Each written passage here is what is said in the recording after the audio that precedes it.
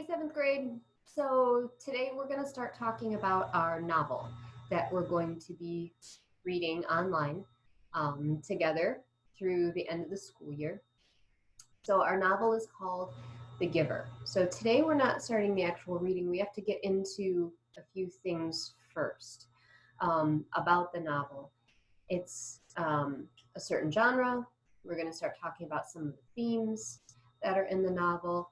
And you're going to be answering a couple questions for me after the video that are going to be on the Google Classroom assignment linked on there. So you're going to answer these in a private comment. These are normally things that we would discuss in class, but we're here. So we're going to be discussing it online the best we can.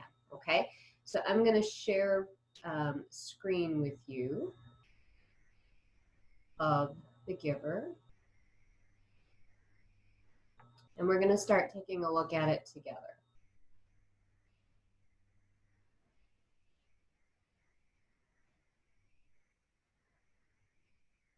As it loads. And it still loads. I have a sip of coffee while it loads some more. Here we go. Beautiful. Okay, so this is The Giver that we're going to be reading. Of course, we won't have the physical book. I'm going to be sharing with you a piece of a PDF file for every chapter that we read. So you'll be following along with the PDF file. I will also be reading it aloud on YouTube so that you can follow along. And you will be expected to do things like make annotations and all of that. So, but for right now, let's just talk about what The Giver is, okay? So normally we would have this as a group discussion, but you'll be answering this question in the private comments or on a Google Doc, one of the two. So what would it take to make your world perfect? And I'm sure we have a few ideas right now, being stuck at home like we are. But think of, well, I mean, you can use this experience too in your life. What would it take to make your world perfect? And what would you be willing to give up to have your world perfect? So for all the things that we want to do, there are also prices that we have to pay for that. Okay, so something to think about. And which would you choose? And this is a really, really relevant question for right now. Freedom or safety? So think back, we've been in our quarantine for exactly 1 month now. Okay, so Friday the 13th was the day that you were, it was supposed to be a half day, but it turned into you were just allowed to go to school, pick up what you needed, and go home. So we've been in this situation for a full month. So you've lost right now some freedom because of safety. So this is a really, really good question for you, for all of us in our lives right now. So which would you rather choose, freedom or safety, and why? So which one to you is more important? There's no right or wrong answer here. This is a personal opinion, but back it up. Don't just say because I want to see my friends. Okay, really think about it a little bit. So which would you rather choose, freedom or safety? This is going to be one of the themes through The Giver. So here are a few statements, okay? And we're talking about having a perfect society. So perfect society, no problems at all, okay? You don't need to stand up if you agree with the statement. I mean, you can if you want. I won't see you, but hey. Just think whether or not you would agree with the following statements. So a perfect society would not have any hunger or starvation. A perfect society would not have any jealousy or competition. A perfect society would not have any unemployment. That means everybody would have a job, no matter what. Number 4, all children should have equal possessions and privileges at a certain age, regardless of the status of their families. So, for example, if we lived in a perfect society, one of the rules might be all 11-year-olds get an Xbox, no matter what. Okay, so that's something that you either agree or disagree with. And again, no right or wrong answers. These are your personal opinions. Number 5, families are much closer when they share their feelings. Number 6, life would be better and easier if we could eliminate all the bad memories. Think about that for a minute. Think of a bad memory that you have. We all have a bad memory. Okay? It might even be of me. But if you could get rid of that memory, would that be a good thing? All of your bad memories. Number 7, overpopulation is such a problem that families should not be allowed to have more than 2 children. Think about that one. And that actually is something that has happened in our world. For a long time, China, for example, has had a one-child policy throughout its country, with just a few exceptions because China had so many people, and that's kind of coming to an end now. It's not as enforced as it was, but it's still kind of a thing. So think about that. Should you be allowed to have as many children as you want, or should there be a law that says you can only have 2 children in your family? So something to think about. And number 8, there is no real necessity to learn about world history. You don't really need to know what happens in the world. Is that something you agree with or not? And then number 9, one's career should be chosen externally based on interests, skills, and talents. That means you don't choose your career. It's chosen for you. So you don't get to say whether you become a teacher or a pharmacist or a shop owner. You don't get to say that.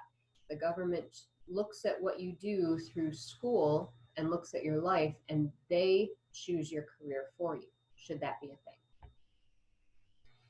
So these are some of the questions and themes that we are going to be talking about through The Giver. It doesn't just have one theme, there are a bunch of small themes in there. So this one you can't really see the cover. We will, so don't stress about that. But what do you think the title The Giver means? Okay. And then this is the author, Lois Lowry. She is still alive.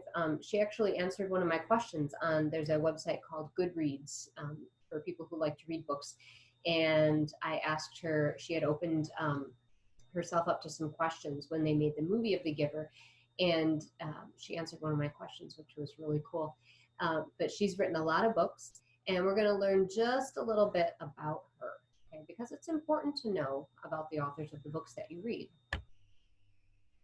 So Lowry was born in Hawaii in 1937, but spent most of her childhood in Pennsylvania. Because of her father's employment as a dentist in World War II, she moved all around the world. She lived in New York, Massachusetts, and Tokyo. So Tokyo is in Japan. After high school, Lowry attended Brown University. She married a naval officer in her sophomore year, dropped out of college, and moved to California.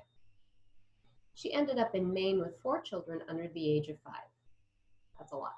After her children grew up, she went back to school and obtained a Bachelor of Arts in English Literature from the University of Southern Maine. So when her kids grew up, happens with a lot of moms, right?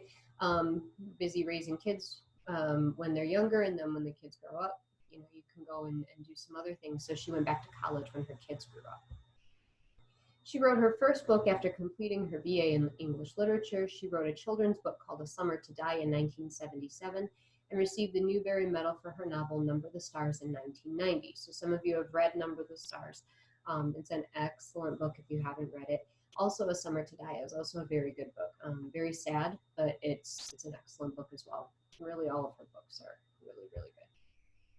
The Newbery Medal honors the author of the year's most outstanding contribution to children's literature. The Giver won the Newbery Medal in 1994. Okay? And we're not going to worry about that so much right now. So The Giver was published in 1993. It's the first novel of a trilogy. It's actually, since this slideshow was made, there's another book as well.